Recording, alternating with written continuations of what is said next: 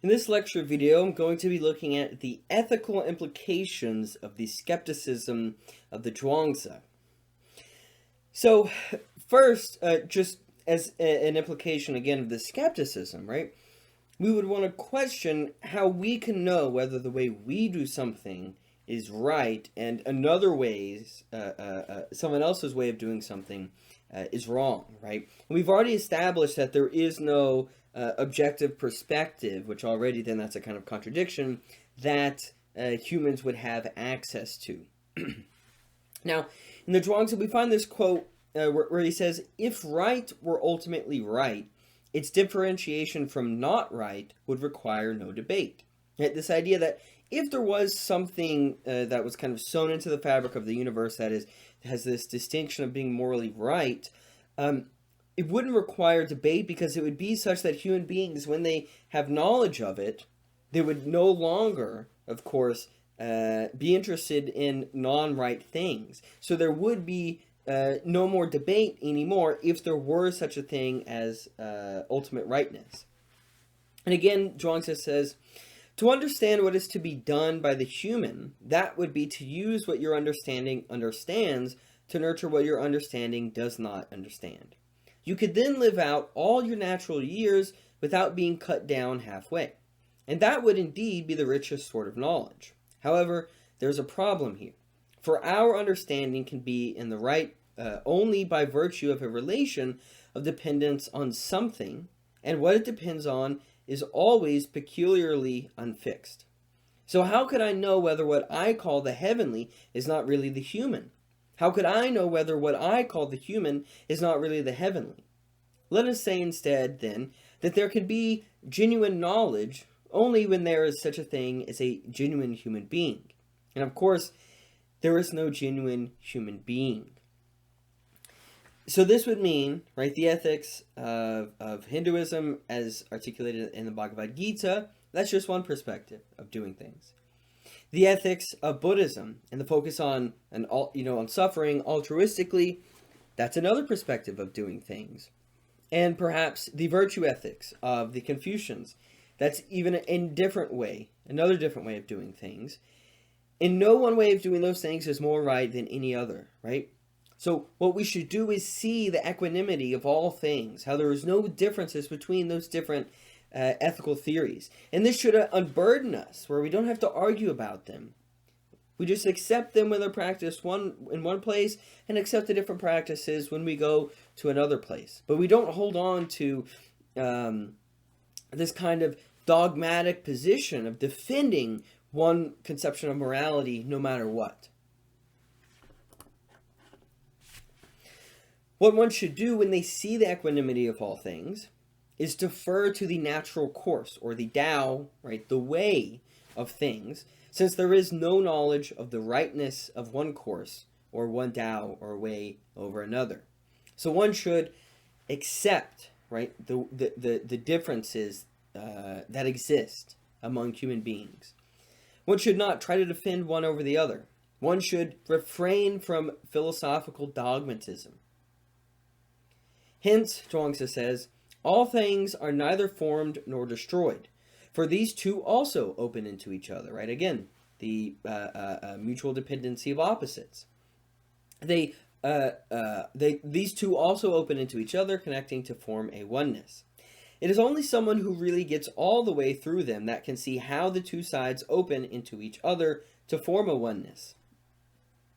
Such a person would not define rightness in any one particular way, but would instead entrust it to the everyday function of each being, right? They would look at the way in which it works for one human being in the same way that it works for a fish to swim and birds to fly. It doesn't mean it's right to fly and wrong to swim. It just depends on the function and whether or not that works for said group of human beings. And then that is okay. You go along with it. Their everyday function is what works for them. And working just means this opening up into each other. Their way of connecting. Opening to form a connection just means getting what you get, go as far as whatever you happen to get, and leave it at that. It is all just a matter of going by the rightness of the present the rightness of your present perspective, you go along with it. To be doing this without knowing it, and not because you have defined it as right, is called the course, or the Tao, or the way. So we accept our own perspective, so we go along with it, but we don't think that our perspective is any more right than anyone else's perspective. We recognize different perspectives make different uses out of different things in life. In the same way that some people eat with chopsticks, some people eat with forks and spoons. That doesn't mean there's any one right way to eat rice, for example, with a chopstick or with a fork or spoon. Maybe when you're in China, you eat with chopsticks. Maybe when you're in Italy, you eat with a fork. It doesn't matter, right? You don't dogmatically try to defend one concept way of doing that, or one correct way of doing that. In the same way, for things that seem to have higher stakes, like morality, you don't defend one way over another, right? So perhaps in one place abortion is frowned upon, perhaps in another place abortion is accepted. There, you accept that abortion is okay. In another place, you accept that it's not accepted. But you don't dogmatically try to say that either abortion is morally correct or it's not morally correct, because you don't have any access to some objective truth of the concern over abortion and the morality of that practice. So in this way, it should relieve us, right? It should give us a sense of tranquility from what Daoists like Zhuangzi would say is the dogmatic approach of the Confucians or the Buddhists or the Hindus. So one should not become fixated on doing the right thing. In a way, this is almost like an anti-philosophy, right? One should not be concerned with what the truth of morality is or the truth of rightness.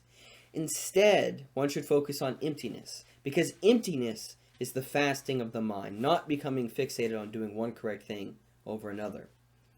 Zhuangzi says, everyone knows how useful usefulness is, but no one seems to know how useful uselessness is. Right? This seems like one of those things that Zhuangzi would say is a bewitchment of language. But the point that Zhuangzi is trying to get at here is there's a way in which just kind of relaxing, chilling, right? Having a carefree attitude, not being so concerned with doing something right now or being productive today, for example. That can be very useful in the mental and physical well-being of oneself. That can be lost in, especially, right, a capitalist age like our own, where we're constantly told we have to be working, we have to be making profit 24/7. Maybe we should take a step back and think, I don't have to do any of that today. I'm just going to enjoy today for being today. So I want to read here this passage in the Zhuangzi. It's a little bit long, but it's going to explain further what exactly is meant by the fasting of the mind. So, in the Zhuangzi it's written, although this might well allow you to get by without being faulted, that's about all you'll accomplish. How could it have any effect on the tyrant? You are still taking your mind as your instructor, right? In a way, this is going explicitly against what was argued, for example, in the Zhuangzi and the power of the mind. Yan Hui said, I have nothing more. What then should I do? Confucius said, and I should mention this is not actually something Confucius said. In the Zhuangzi, there's a kind of playfulness with Confucian where they make fun of Confucius, where actually the Confucius in the Zhuangzi argues against Confucianism and acts kind of a little bit ignorant about certain things concerning the Tao. So there's a bit of a kind of poking fun at Confucians here. But Confucius said, you must fast. Let me tell you. To have something in mind and then go out and do that thing. Do you think this is a simple matter? Majestic heaven does not accommodate those who look on this as easy. Yan Hui said, my family is poor, and I have had no wine or meat for many months. Can this be considered fasting, right? A fasting of food, of not eating certain things, or eating less of certain things. Confucius said, that's the fasting you do for a religious sacrifice. It is not the fasting of the mind. Yan Hui said, what is the fasting of the mind? Confucius said, If you merge all your intentions into a singularity, you will come to hear with the mind rather than with the ears. Further, you will come to hear with the vital energy rather than with the mind. For the ears are halted at what they hear. The mind is halted at whatever verifies its preconceptions. But the vital energy is an emptiness, a waiting for the presence of things. The course or the way alone is what gathers in this emptiness. And it is this emptiness that is the fasting of the mind. Right? Of not being concerned with these conceptual distinctions. Yan Hui said, "Before I find what moves me into activity, it is myself that is full and real. But as soon as I find what moves me, it turns out that myself has never begun to exist. Is that what you mean by being empty?" Confucius said, "Exactly." So again, Yan Hui said, "Before I find out what moves me into activity, it is myself that is full and real." So before I begin to conceptualize, to try to make sense of my experience of, generating my own perspective, it is that before, that moving oneself into the activity that is full and real. It is trying to embrace that, right? When one engages in authentic way-making. So, Confucius said exactly, that is what is meant by being empty. But he says, let me tell you about it. With this you can play in his cage without impinging on his concern for a good name. When he's receptive, do your crowing, but when he's not, let it rest. Do not let him get to you, but do not harm him either. Seeing all possible dwelling places as one, let yourself be lodged in whichever cannot be avoided. This will get you close to success. It is easy to wipe away your footprints, but difficult to walk without touching the ground. It is easy to use deception when you are sent into your activities at the behest of other humans, but difficult to use deception when sent into activity by heaven. You have learned how to fly with wings, but not yet how to fly without wings. You have learned the wisdom of being wise, but not yet the wisdom of being free of wisdom. The wisdom of being free of wisdom. Right? Seems contradictory. But the point is, the being free of that desire for wisdom and thinking there is such a thing as wisdom that one can achieve. Right? Because again, that would be kind of going outside of one's own perspective. Concentrate on the hollows of what is before you, and the empty chamber within you will generate its own brightness. Good fortune comes to roost in stillness. To lack this stillness is called scurrying around even when sitting down. Allow your ears and eyes to open inward, and thereby place yourself beyond your mind's understanding consciousness. Even the ghosts and spirits will then seek refuge in you. Human beings all the more so. This is the transformation of all things, the hinge on which Shun and Yu moved, the lifelong practice of Fuxi and Zhi-Chu. How much more should it be so for others? So, one engages in authentic way-making when they reject conventions. When they reject conventions as being proper, as being the correct ways of doing things. When one rejects moral rules as if those moral rules are somehow, again, objective. And instead, one engages in authentic way-making when they just exist.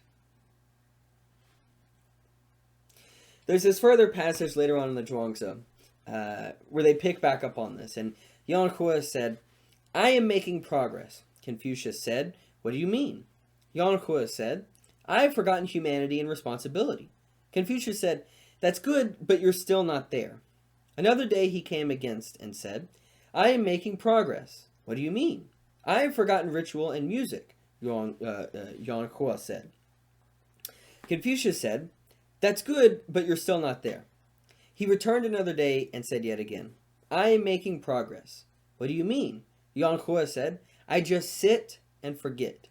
Confucius jolted as if kicked and said, "What do you mean, you sit and forget?"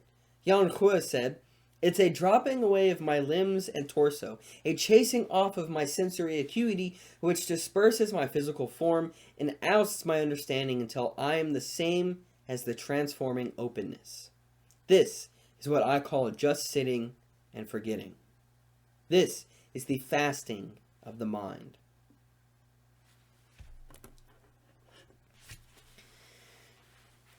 It is nourishing life which is the focus of Taoism. One should follow along with things as they are, right? Not be surprised by how the world presents itself to oneself. One engages in authentic waymaking when it is effortless, and that means, therefore, without consultation of abstract metaphysical categories, like needing to know what justice is, what rightness is, what moral right and wrongness is. Zhuangzi says, the consummate person uses his mind like a mirror, rejecting nothing, welcoming nothing, responding but not storing. Thus, he can handle all things without harm. Imagine, right, the life one would be living here when they were not surprised by the various things that occur in life, right? I use this all the time, but you're on your way to work.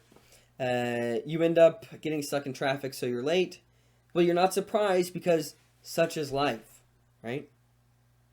There's this allegory here of the cook that explains the way in which this kind of effortlessness, that is the kind of right before one begins to think about things and conceptualize one's experience that the Confucius from the previous passage was talking about.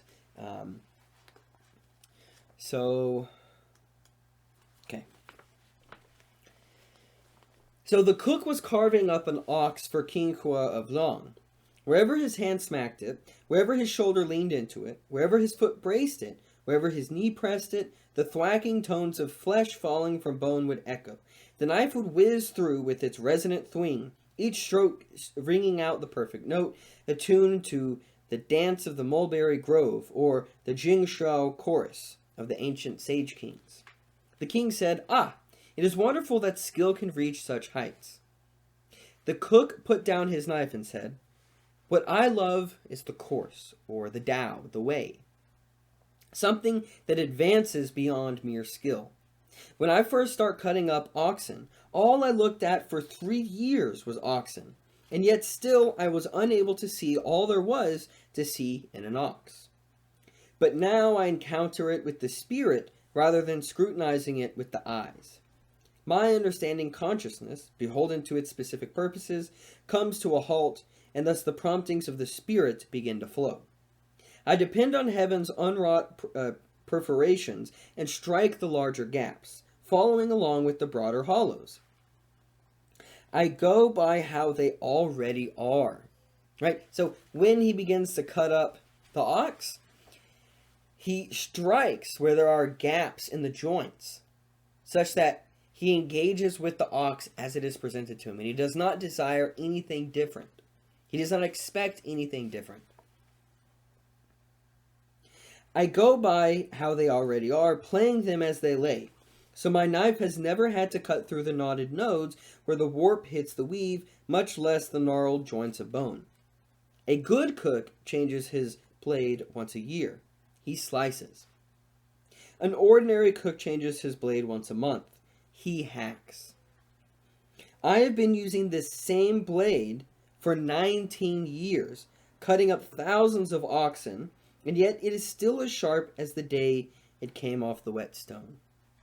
For the joints have spaces within them, and the very edge of the blade has no thickness at all. When what has no thickness enters into an empty space, it is vast and open, with more than enough room for the play of the blade. That is why my knife is still as sharp as if it had just come off the whetstone, even after 19 years. Nonetheless, whenever I come to a clustered tangle, realizing that it is difficult to do anything about it, I instead restrain myself as if terrified, until my seeing comes to a complete halt. My activity slows, and the blade moves ever so slightly. Then all at once, I find the oxen dismembered at my feet like clumps of soil scattered on the ground. I retract the blade and stand there, gazing at my work arrayed all around me, dawdling over it with satisfaction. Then I wipe off the blade and put it away. The king said, "Wonderful. From hearing the cook's words, I have learned how to nourish life." One engages in authentic waymaking when they don't try to change how the world presents itself to them. When one is effortlessly living, focusing on nourishing their own life, not focusing on whether or not what they are doing is really the correct thing or not burdening themselves with philosophical conceptions, not worrying about whether they're justified in what they're doing, but just living.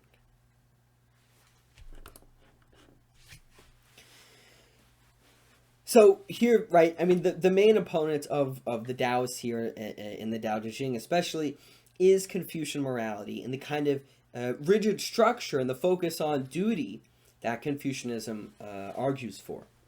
Now, this argument from the Zhuangzi is that where virtuosity excels, the physical form is forgotten. That when that cook, for example, is slicing the blade, the idea of the correct form, the cook should take and some skill that he's cultivated over time when he slices through the oxen, that's not at play here. It's a kind of almost primordial, just flowing through the body, right? Getting in a kind of mode where one is not thinking, one just does.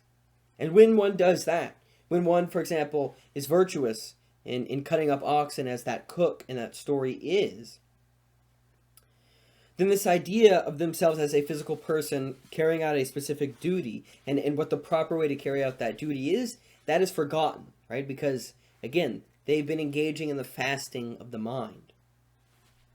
So the Zhuangzi says, then what do you mean by virtuosity that takes no definite external form? When water is perfectly still, it can serve as the standard of levelness. When the internal is preserved, the external will remain unshaken as well. Virtuosity is really just an ornamental form giving a definite shape to the fullness of the harmony within. So a virtuosity that remains unexpressed in any definite physical form is something all beings find themselves unable to live without.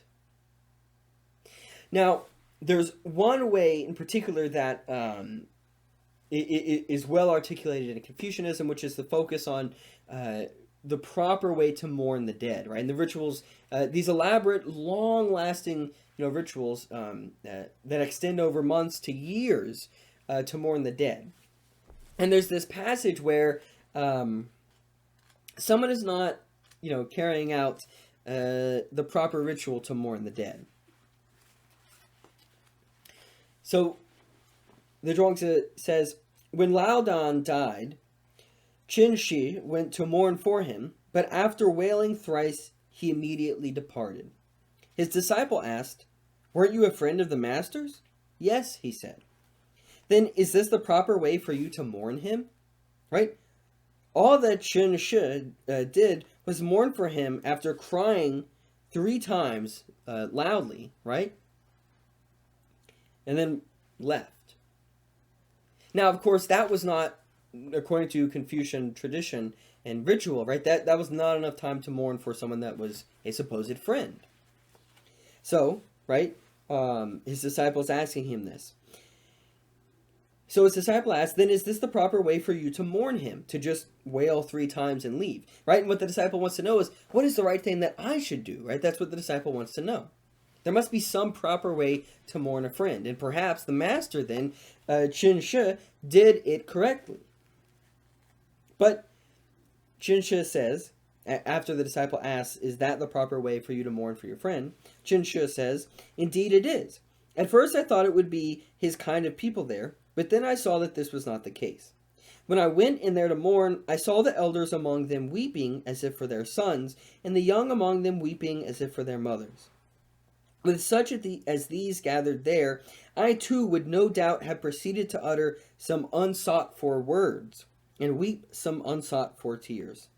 But this would be to flee from the heavenly and turn away from how things are, forgetting what one has received, which is why the ancients called such things the punishment for fleeing from heaven. Right? This would be to act as if one does not know that human beings die. In this way, the friend, right, is mourning for their friend that has died. Jinsha is mourning. But Jinsha is not engaging in some activities if they didn't know that this was going to happen, right? They are not, although they are sad, they are not surprised because all human beings die. When it came time to arrive, the master did just what the time required. When it came time to go, he followed along with the flow. Resting content in the time and finding his place in the flow, joy and sorrow had no way to seep in. The ancients called that liberation from the Lord's dangle.